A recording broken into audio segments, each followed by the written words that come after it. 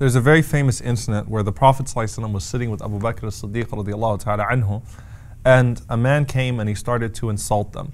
Now, the Prophet ﷺ, has this incredible bandwidth of forbearance, right? He can tolerate so much, and we see this frequent in the seerah of the Prophet ﷺ, where someone comes to him and says things to him that none of the companions can tolerate, but the Prophet ﷺ can tolerate. So they're sitting there, and this man keeps going on and on and on, and the Prophet ﷺ is holding it in. Abu Bakr radiallahu ta'ala anhu, who is also a very forbearing person, he can't take it anymore.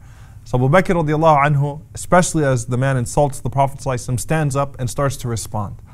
And the Prophet ﷺ, he simply gets up and he leaves. Abu Bakr goes to the Prophet ﷺ after that, fearing that he offended the Prophet ﷺ and Rasulullah ﷺ. He says that before you spoke, Allah subhanahu wa ta'ala sent an angel that was to respond on our behalf. As soon as you started to defend us, the angel went away, and a shaitan came and sat there instead. A devil came and sat there instead, and the Prophet ﷺ said, I did not want to sit in the presence of that devil, in the presence of that shaitan. Now, subhanAllah, what that teaches us is there are certain things that offend the angels, certain things that make them go away. Now, the angels that write, they're not going anywhere no matter what you do. They will write down every curse word, every nasty thing that you say or do, and though it's offensive, they will write it because they have to write it. But there are other angels, angels of mercy, the ones we've been talking about, that come when you do dhikr, when you remember Allah, when you do tahara, when you do wudu, when you pray. Those angels will go away from you, and instead they would be replaced by shayateen. So it's important for us to think, what are we doing to offend the angels as well? What are we doing to send them away? What are we making the ones that have to write down? And aren't we ashamed of that? And so, subhanAllah, we find anger and foul language and sin and all of these different forms of corruption and disobedience. They send them away. Not only that, but the Prophet ﷺ mentioned that there are things that physically repulse the angels as well. And particularly, the Prophet ﷺ taught us not to eat garlic or onion before we come to the masjid. One of the biggest lost sunnahs of the masjid is good breath, using the siwak before the prayer, brushing your teeth before the prayer, having good breath, right? And the Prophet ﷺ, he instructed us, and he said sallallahu alaihi wasallam as well, إِنَّ الْمَلَائِكَ يَتَأَذَّى مِمَّا يَتَأَذَّى مِنْهُ الْمُصَلُّونَ, that look, even the angels are affected by that which affects those who pray. The angels also don't like bad breath. They don't like to smell that garlic or that onion. Rasulullah ﷺ said not to spit to your right side when you pray because there's an angel that would be there. So you don't want to harm them or offend them. You can't physically harm them, but don't do anything to offend them. Now, even on the spiritual side of this all, there's a very beautiful statement that's attributed to Sufyan al-Thawri, rahimahullah ta'ala, that he was asked, how do the angels know that a person intends a good or an evil deed? Because obviously there are certain things that Allah subhanahu wa ta'ala alone has access to. So how do they know when a person intends good or evil? And you know what he said? He said when someone intends to do good, Allah subhanahu wa ta'ala causes a sense of musk to start coming from him that only the angels can smell. And when a person intends evil, that person starts to smell bad. And the angels smell that, and so the angels already kind of have an indication based upon that smell what you're about to do. And there's a very famous statement from one of the tabi'een who said that if sins had a smell, then you wouldn't want to sit next to me. SubhanAllah, to the angels, it could be that they literally have that smell.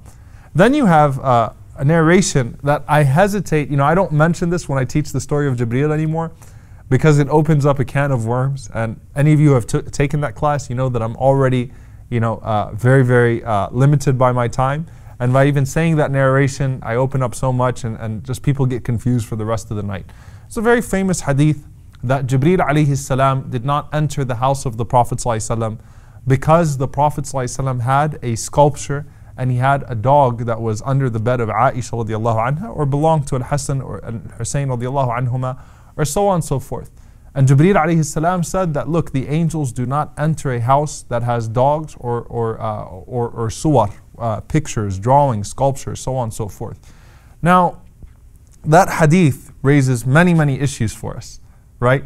Number one, look, if there is any house that the angels would enter despite something that they usually don't enter, it would have been the house of the Prophet ﷺ. So even the house of the Prophet ﷺ was not entered by Jibreel alayhi salam in that situation. Number two, I mean, are we a dog-hating religion, right? Absolutely not. Okay, in fact, we know the hadith of a woman that entered into paradise because she gave water to a thirsty dog.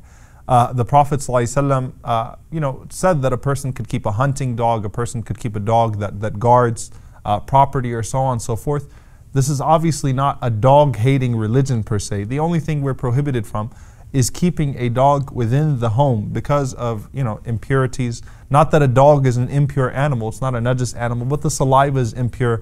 So if the saliva gets on you, you have to remove that najasa, you have to remove that impurity, and so on and so forth. What about pictures? Pictures, suwar, obviously in that time, there was no such thing as photography. It refers to sculptures and drawings and things of that sort. That's what taswir actually meant at that time.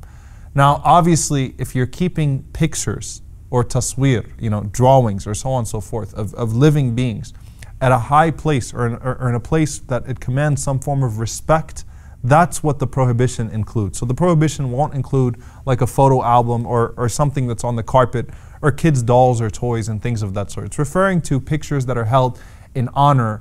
So either they're drawn, right, or they're sculpted, or even photography, if it's put in that same place, then it would take the same ruling. Now also, is it that the angels are forbidden, altogether from entering? Does that mean that if I don't want my angels to write down something I'm about to do, I'm going to put up a picture so that way the angels that write will leave? No, those angels are staying. This is clearly referring to Malaikatul Rahmah, the angels of mercy. Those are the ones that would not enter. And subhanAllah, I looked for an explanation on the dogs, and subhanAllah, you find many different explanations. And this is just something obviously that you say Allah and His Messenger ﷺ know best. So, whether it's the explanation that some dogs might have jinn inside of them, might have possession, and that's why the angels could not be there, just as they would not sit in the presence of shayateen. It could be that. It could be the najasa factor, the impurity of the saliva. It could be that the angels obviously occupy a very high space, and so that would be beneath them. Allah knows best. We don't delve into that. But don't do anything, that's going to cause the angels to not be around you, and that's going to offend them and stop them from coming either around you or in your house.